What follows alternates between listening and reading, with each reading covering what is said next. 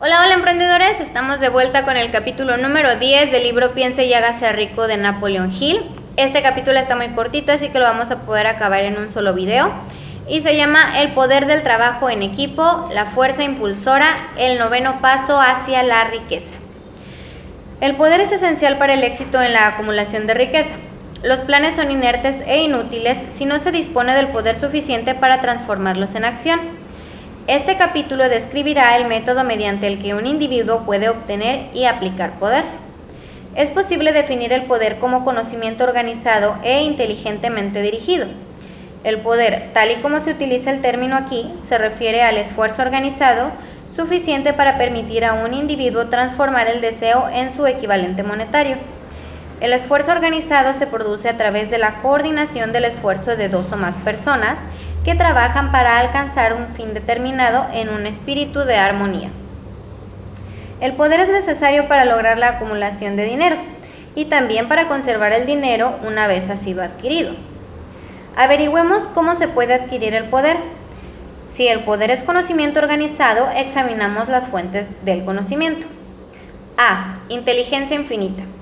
Podemos ponernos en contacto con esta fuente del conocimiento a través del procedimiento descrito en otro capítulo con la ayuda de la imaginación creativa. B. Experiencia acumulada. La experiencia acumulada del hombre, o esa parte de la misma que ha sido organizada y registrada, podemos encontrarla en cualquier biblioteca pública bien equipada. Una parte importante de esta experiencia acumulada se enseña en las escuelas y universidades públicas donde ha sido clasificada y organizada. C. Experimentación e investigación. En el campo de la ciencia, así como casi en cualquier otro ámbito de la vida, los hombres se dedican diariamente a reunir, clasificar y organizar hechos nuevos. Esta es la fuente a la que debemos volver nuestra atención cuando el conocimiento no esté disponible a través de la experiencia acumulada. Aquí también hay que utilizar con frecuencia la imaginación creativa. El conocimiento puede ser adquirido a partir de cualquiera de las fuentes antes citadas y convertido en poder mediante la organización de ese mismo conocimiento en planes definidos y expresando esos planes en términos de acción. El examen de estas tres grandes fuentes de conocimiento pone ya de manifiesto la dificultad con la que se encontrará todo individuo que dependa exclusivamente de sus únicos esfuerzos a la hora de reunir el conocimiento y expresarlo a través de planes definidos en términos de acción. Si sus planes son amplios y si contemplan amplias proporciones, debe incluir en general a otros a cooperar con él antes de poder inyectar el necesario elemento de poder en ellos. Gane poder por medio de un mastermind. El mastermind puede ser definido como coordinación de conocimiento y esfuerzo en un espíritu de armonía entre dos o más personas para el logro de un propósito definido. Ningún individuo tendrá un gran poder sin tener el mastermind a su disposición. En un capítulo anterior ya se han dado instrucciones para la creación de planes para el propósito de transformar el deseo de su equivalente monetario. Si usted lleva a cabo esas instrucciones con perseverancia e inteligencia y utiliza la discriminación en la selección del mastermind, su objetivo estará medio alcanzado, incluso antes de que empiece a darse cuenta de ello. Así pues, para que comprenda las potencialidades intangibles del poder que dispone mediante un mastermind adecuadamente seleccionado, explicaremos aquí las dos características del principio del mastermind, una de las cuales es de naturaleza económica y la otra de naturaleza psíquica. La característica económica resulta evidente. Cualquier persona podrá conseguir ventajas económicas rodeándose del asesoramiento, el consejo y la cooperación de un grupo de personas dispuestas a prestarle una ayuda honesta en espíritu de perfecta armonía. Esta forma de alianza cooperativa ha sido el fundamento de casi todas las grandes fortunas. Su comprensión de esta gran verdad puede llegar a determinar definitivamente su estatus financiero. La fase psíquica del principio del mastermind es mucho más difícil de captar. Quizás usted pueda admitir una sugerencia significativa a partir de la siguiente afirmación. No hay dos mentes que se unan sin crear por ello una tercera fuerza invisible e intangible que puede enlazar con una tercera mente. La mente humana es una forma de energía, una parte de la cual es de naturaleza espiritual. Cuando las mentes de dos personas se coordinan en espíritu de armonía, las unidades espirituales de energía de cada mente forman una afinidad que constituye la fase psíquica del mastermind. Hace ya más de 50 años, Andrew Carnegie fue el primero en llamar mi atención sobre el principio del mastermind, o más bien sobre la característica económica del mismo. El descubrimiento de este principio fue el responsable de la elección del trabajo de mi vida. El mastermind del señor Carnegie estaba compuesto por unos 50 hombres de los que él se supo rodear con el propósito definido de fabricar y vender acero. Él atribuía toda su fortuna al poder acumulado a través de este mastermind. Si se analiza la historia de cualquier hombre que haya acumulado una gran fortuna y la de muchos de aquellos que han acumulado fortunas modestas, se descubrirá que todos ellos han empleado consciente o inconscientemente el principio del mastermind. No se puede acumular ningún gran poder por medio de ningún otro principio. ¿Cómo multiplicar el poder de su cerebro? El cerebro del hombre es comparable con una batería eléctrica. Es un hecho bien conocido que un grupo de baterías eléctricas proporcionarán más energía que una sola de ellas. También es un hecho bien conocido que toda batería individual proporcionará energía en proporción al número y capacidad de las células que contiene. El cerebro funciona de una forma similar. Esto explica el hecho de que algunos cerebros sean más eficientes que otros y conduce a la siguiente e importante afirmación. Un grupo de cerebros coordinados o conectados en un espíritu de armonía proporcionarán más energía de pensamiento que un solo cerebro, del mismo modo que un grupo de baterías eléctricas proporcionarán más energía que una sola batería. A través de esta metáfora se hace evidente que el principio del mastermind contiene el secreto del poder obtenido por hombres que se saben rodear de otras personas con cerebro. De ello se desprende otra afirmación que nos conducirá a una comprensión más exacta de la fase psíquica del principio del mastermind. Cuando un grupo de cerebros individuales se coordina y funciona en armonía, la energía generada, incrementada por esta alianza, se transforma en algo que está a disposición de cada uno de los cerebros individuales que forman parte del grupo. Es un hecho bien conocido que Henry Ford empezó su carrera empresarial con el obstáculo de la pobreza, la falta de erudición y la ignorancia.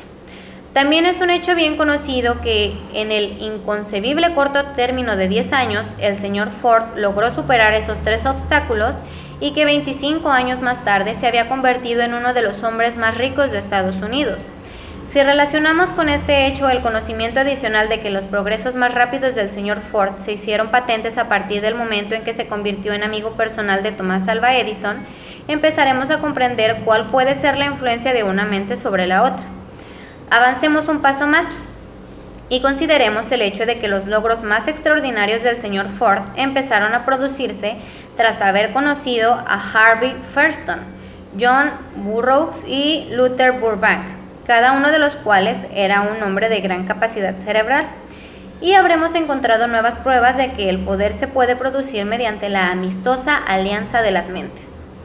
Los hombres participan de la naturaleza y los hábitos y el poder de pensamiento de aquellos con quienes se asocian en un espíritu de simpatía y armonía a través de su asociación con Edison, Burbank, Burroughs y Firestone.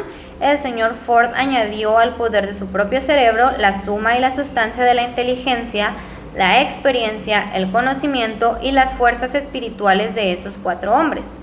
Es más, se apropió y utilizó el principio del mastermind a través de los métodos de procedimiento descritos en este libro. Y ese mismo principio también está disponible para usted. Ya hemos mencionado antes al Mahatma Gandhi. Estudiemos ahora el método por el que obtuvo su enorme poder. Eso es algo que es posible explicar en pocas palabras. Obtuvo poder al haber sabido inducir a más de 200 millones de personas para que se coordinaran física y mentalmente en un espíritu de armonía para alcanzar un propósito definido. En resumen, Gandhi logró un verdadero milagro, pues eso es lo que sucede cuando se consigue que 200 millones de personas se vean inducidas, no forzadas, a cooperar en un espíritu de armonía. Si usted duda de que eso sea un milagro, intente inducir a 2 personas, sean las que fueran, a que cooperen en un espíritu de armonía durante cualquier periodo de tiempo prolongado. Toda persona que dirige una empresa sabe muy bien lo difícil que resulta que los empleados trabajen juntos en un espíritu parecido, aunque solo sea remotamente a la armonía. La lista de las fuentes principales de las que se puede obtener poder está encabezada, como ya hemos visto, por la inteligencia infinita. Cuando dos o más personas se coordinan en un espíritu de armonía y trabajan juntas para alcanzar un objetivo definido, se sitúan a sí mismas por medio de esa alianza en posición de absorber poder directamente de la gran reserva universal de la inteligencia infinita. Se trata de la mayor fuente de poder que existe. Es la fuente hacia la que el genio y todos los grandes líderes se vuelven, tanto si ellos son conscientes de hecho como si no. Las otras dos grandes fuentes de las que es posible obtener el conocimiento necesario para la acumulación de poder no son ni más ni menos fiables que los 5 sentidos del hombre, y todos sabemos que los sentidos no siempre son fiables. En capítulos posteriores se describirán adecuadamente los métodos mediante los que se puede contactar con mayor facilidad con la inteligencia infinita. Este no es ningún curso de religión. Ninguno de los principios fundamentales descritos en este libro debería interpretarse como algo que tiene la intención de interferir con los hábitos religiosos de cualquier persona, ya sea de forma directa o indirecta. Este libro tiene el exclusivo propósito de instruir al lector acerca de cómo transformar el propósito definido del deseo de obtener dinero en su equivalente monetario. Lea, piense y medite a medida que vaya leyendo. El tema no tardará en desplegarse ante usted en su conjunto y entonces podrá ver con la necesaria perspectiva lo que se está viendo. Ahora son los detalles de cada uno de los capítulos individuales. El poder de las emociones positivas. El dinero es tímido y elusivo. Tiene que ser procurado y obtenido por métodos no muy distintos a los que emplea una persona enamorada y decidida, que persigue a la pareja de sus sueños. Coincidiendo con ello, el poder utilizado en el acto de cortejar al dinero no se diferencia en mucho del que se utiliza para cortejar a una mujer. Para que ese poder se utilice con éxito en la obtención del dinero, debe ser mezclado con la fe, debe ser mezclado con el deseo, debe ser mezclado con la persistencia, debe ser aplicado mediante un plan y ese plan debe ser puesto en acción. Cuando el dinero aparece en grandes cantidades, fluye hacia aquel que lo acumula con la misma facilidad con que el agua fluye hacia abajo. Existe una gran corriente invisible de poder que puede compararse con la de un río, excepto que una parte fluye en una dirección y se lleva consigo a todos los que se encuentran en ese lado de la corriente, en dirección a la riqueza, y la otra la hace en la dirección opuesta y se lleva hacia la miseria, a la pobreza, a todos los que no logren salir de ella.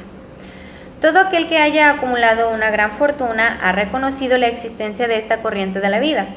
Consiste en un proceso de pensamiento. Las emociones positivas del pensamiento forman el lado de la corriente que le lleva a uno hacia la fortuna. Las emociones negativas forman el lado de la corriente que le lleva a uno hacia la pobreza. Esto contiene un pensamiento de una gran importancia para toda aquella persona que esté siguiendo este libro con el propósito de acumular una fortuna.